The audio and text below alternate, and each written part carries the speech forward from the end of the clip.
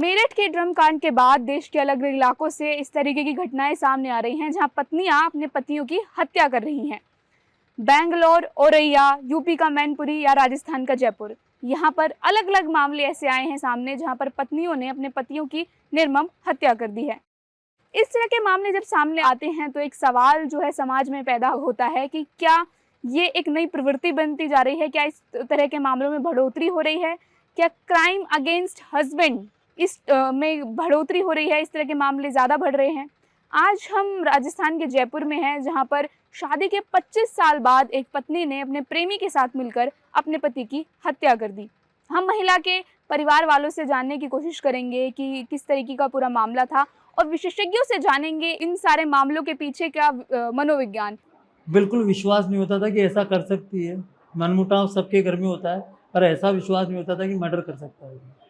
व्यवहार अच्छा ही था। 25-26 साल शादी को हो गए। अपने जॉइंट बड़े कामों के लिए जॉइंट फैमिली है, वैसे सिंगल में बना के अलग अलग खाना खाते थे, अपना कमा के खाते थे। वैसे कोई परेशानी नहीं थी हमको। जिसकी शादी को 25-26 साल हो जाए उस पर क्या शक करेगा कोई इंसान, जबकि 4 बच्चे हैं। एक बिटिया की शादी हमने 2023 में करी है, फरवरी में। आप देख लो आज कैसा माहौल हो रहा है घर पे। कितनी उम्र के बच्चे थे? अभी करीबन 14 साल की बच्ची है जो 8th के एग्जाम में लग रहे हैं। एक 11 साल की बच्ची है, 9 साल का बच्चा है। एक शादी कर दी 22 साल की बिटिया की। उनका जब गोपाली देवी जी को आपने बताया कि उनके पति मिसिंग है, तो उनका क्या रिएक्शन था? उनका रिएक्शन कुछ भी नहीं था मर्दाना। मैंने तो मेरे हिसाब से गया था कि यहाँ पे आए नहीं थे, मैंने देखा गए होंगे कहीं पे, तो मैं तो 17 को अर्ली मॉर्निंग खाना खाने गया था। उन्होंने आपसे नहीं कहा कि नहीं, हमारी ऐसी कोई बात नहीं। आप बता रहे थे कि उस दिन भी वो नौकरी पे? वो तो नौकरी पे गई थी।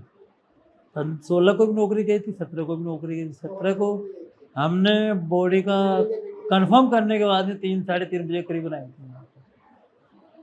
फिर बेहोश होने के नाटक करना, वो करना। उसके घंटे भर बाद तो पुलिस ले गई थी।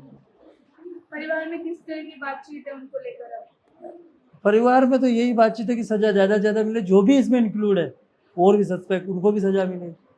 ऐसा तो हो नहीं सकता कि दोनों सस्पेक्ट उनको मार सकते हैं। ये तो परिवार को किसी को भी नहीं विश्वास हो रहा कि ये दोनों मार सकते हैं। जयपुर में हुई धनालाल की हत्या ने पूरे देश को झकझोर कर रख दिया, लेकिन ये अकेला मामला नहीं था जिसमें एक पत्नी ने अपने पति की हत्या कर दी। लगभग 350 किलोमीटर दूर मेरठ में मुस्कान ने अपनी पति की हत्या कर उसके शव को नीले प्लास्टिक ड्रम में सीमेंट और नमक के साथ छुपा दिया।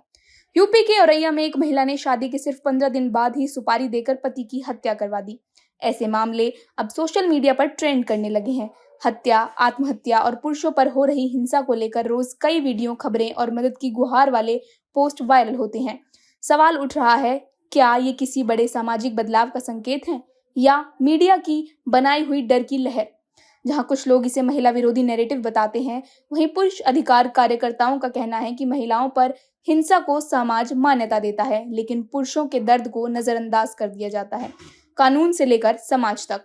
मृतक एक शादीशुदा व्यक्ति था जिसकी पत्नी, जिसका नाम गोपाली देवी है, उसके कुछ विवाहेतर प्रेम संबंध के बारे में मृतक को अंदेशा था, और दीनदयाल नामक व्यक्ति से प्रेम प्रसंग होने का अंदेशा होने के कारण मृतक ने इस चीज़ को लेकर के आपत्ति करने का प्रयास किया, जिसमें आवेश में आकर के मृतक की पत्नी गोपाली और जो सह आरोपी है दीनदयाल, उन्होंने एक लोहे की रॉड से मृतक के सिर पर वार किया, जिस कारण से वो बेहोश हो गया और संभवतः मौके पर उसकी मृत्यु हो गई। उसकी जो डेड बॉडी है उसको छुपाने के लिए और हत्या के समस्त साक्ष्यों को नष्ट करने के लिए दोनों ही आरोपियों ने मृतक को एक कट्टे में डाल करके मोटरसाइकिल पे, और जो घटनास्थल है जहाँ से बॉडी बरामद हुई थी वहाँ डंप किया और उसको जलाने का प्रयास किया गया। एक बहुत लंबी दूरी तक सीसीटीवी कैमरे देखे गए। आरोपियों को संदिग्ध मानते हुए हिरासत में लेके पूछताछ की गई और ये घटनाक्रम पूरी तरह से क्लियर हुआ और हत्या की पूरी वारदात का खुलासा हुआ है, जिसके लिए पूरी टीम बधाई की पात्र है। बॉलीवुड में एक पत्नी का अपने हिंसक पति से बदला लेना कोई नई कहानी नहीं। डार्लिंग्स में आलिया भट्ट का किरदार अपने हिंसक पति को उसकी हिंसा के जाल में फंसा देता है। 7 खून माफ में प्रियंका चोपड़ा की सुजैना एक एक कर अपने क्रूर पतियों को खत्म कर देती है। फिल्म में एक डायलॉग आता है, दुनिया की हर बीवी ने कभी न कभी तो ये जरूर सोचा होगा कि मैं हमेशा हमेशा के लिए अपने पति से छुटकारा कैसे पाऊं। बॉलीवुड की इन कहानियों में गुस्सा और दबी हुई घुटन नाटकीय तरीके से सामने आती है, लेकिन असली जिंदगी कहीं ज्यादा पेचीदा है। एक स्टडी के मुताबिक जब औरतें कामकाजी होती हैं, आर्थिक रूप से स्वतंत्र तो होती हैं और उनके पास मोबाइल एक्सेस होता है, तो रिश्तों में पावर डायनेमिक बदलते हैं और कई बार ये टकराव हिंसा तक पहुंच जाते हैं। लेकिन जब असल जिंदगी में ऐसे मामले सामने आते हैं तो वो अक्सर पत्नी बनी हैवान जैसी हेडलाइनों में बदल जाते हैं। क्रिमिनोलॉजिस्ट का मानना है कि ये औरतें अक्सर हत्यारी नहीं बल्कि फंसी हुई पत्नियां होती हैं, जो ना तो तलाक ले सकती थी ना ही भाग सकती थी। उनके लिए हत्या एक पावर मूव नहीं बल्कि एकमात्र रास्ता बन जाती है। ये हत्याएं सिर्फ जुनून के अपराध नहीं है, ये अक्सर फंसे होने की स्थिति से उपजे अपराध होते हैं। इन महिलाओं के पास कोई रास्ता नहीं था, ना तलाक एक विकल्प था, ना ही जाना संभव था, और हिंसा लगातार जारी थी। उनके लिए हत्या शक्ति या नियंत्रण का जरिया नहीं थी, जैसे कि पुरुषों द्वारा की गई हत्याओं में होता है। ये उनके लिए बस एक भागने का रास्ता था। राजस्थान के जयपुर से नूतन शर्मा की रिपोर्ट।